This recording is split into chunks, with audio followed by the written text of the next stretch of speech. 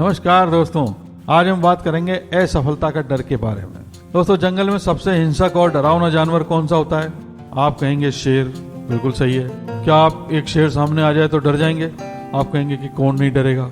बिल्कुल सही है। तो असफलता के डर के साथ भी ऐसा ही है, पर यह शेर से भी ज्यादा हिंसक और डरावना होता है। शेर से तो जब वो सामने आता है तब आप डरते हैं, मगर असफलता का डर तो सामने आने से पहले ही आपको डरा देता है। लोग तो इसके डर से काम ही शुरू नहीं करते। दुनिया में ज्यादातर लोग इसलिए अपने सपने पूरे नहीं कर पाते क्योंकि वे असफलता के डर से काम ही शुरू नहीं करते, और शुरू करते हैं तो उसे बीच में पूरा किए बिना ही छोड़ देते हैं। तो आइए आज मनुष्य के सबसे डरावने दुश्मन असफलता के डर, फियर ऑफ फेल्योर को आज खत्म कर ही देते हैं। तो पहले देखते हैं कि असफलता क्या है। तो दोस्तों, असफलता एक घटना है जो जब भी आप कोई भी नई चीज या नया काम शुरू करेंगे निसंदेह होगी ही। आप इसे टाल नहीं सकते, ये होगी ही।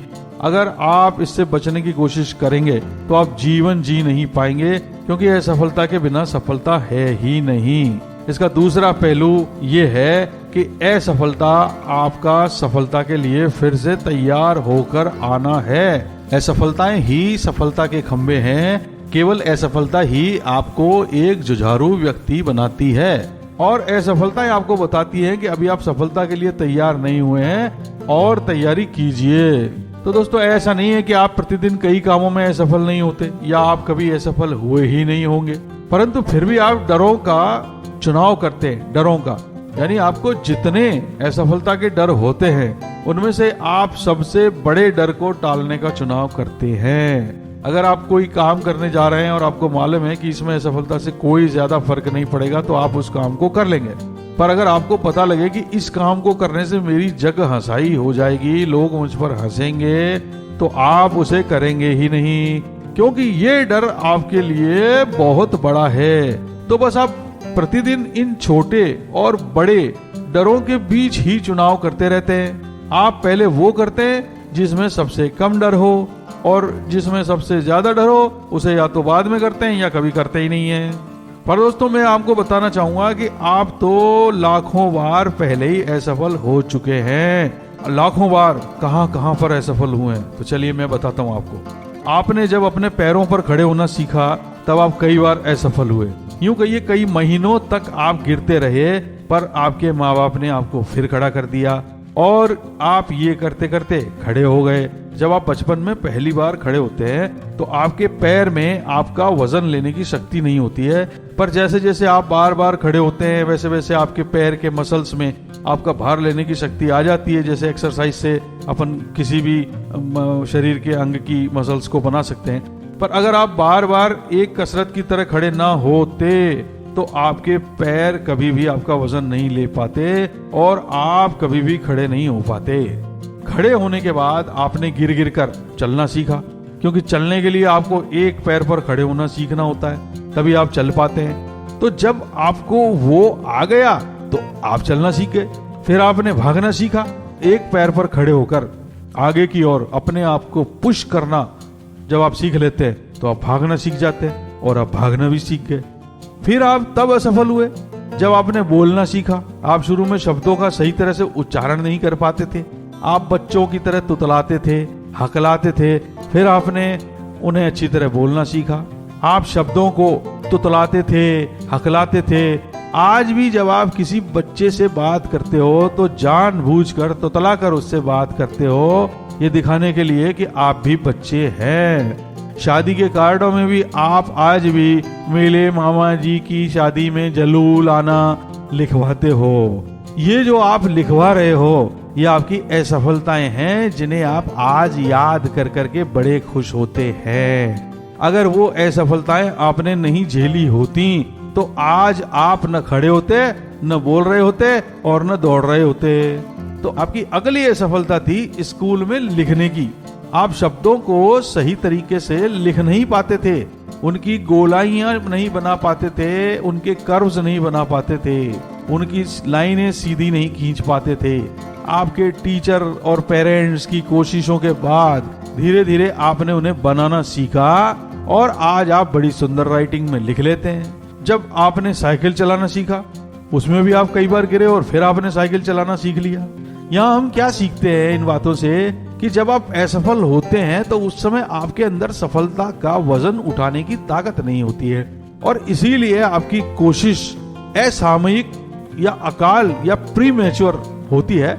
जैसे जैसे आप उसको दोहराते हैं, रिपीट करते हैं, तो आपकी कोशिश सही होती जाती है, आप उसे सही करना सीख जाते हैं और फिर आप उसे सही कर लेते हैं। अगर दुनिया में लोग असफलता से डरकर बैठ गए होते तो वे कोई भी काम नहीं सीख पाए होते, और आज कोई काम नहीं हो रहा होता।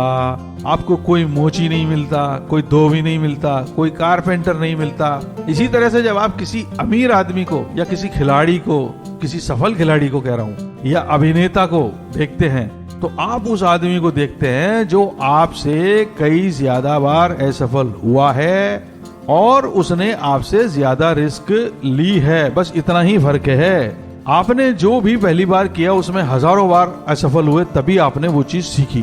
और कितनी सारी चीजें आपने पहली बार की, अनगिनत। खाना पीना, कपड़े पहनना, कंघी करना, अपने दांत साफ करना, हाथ धोना, नहाना और जूते पहनना और पता नहीं क्या क्या। कापियां भर जाएंगी ये लिखते लिखते। तो यह सब आपने असफल होकर ही तो सीखा।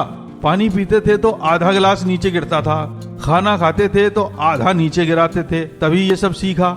शॉर्ट में कहें तो हम आज जो भी हैं अपनी लाखों असफलताओं और उनसे सीखी हुई कुछ हजार सफलताओं का ही जोड़ हैं। तो अगर आप जो कुछ हजार सफलताओं के लिए पहले ही लाखों बार असफल हो चुके हैं, कुछ और असफलताओं के लिए तैयार हो जाएं, तो आप भी अपने सपनों को पूरा कर सकते हैं। दोस्तों, जो बहुत ही सफल व्यक्ति होते हैं वे आपसे कुछ ही ज्यादा बार असफल हुए होते हैं। तो यह हुआ असफलता के बारे में। अब बात करते हैं असफलता के डर की। असफलता का डर क्या है, ये कहां से आता है?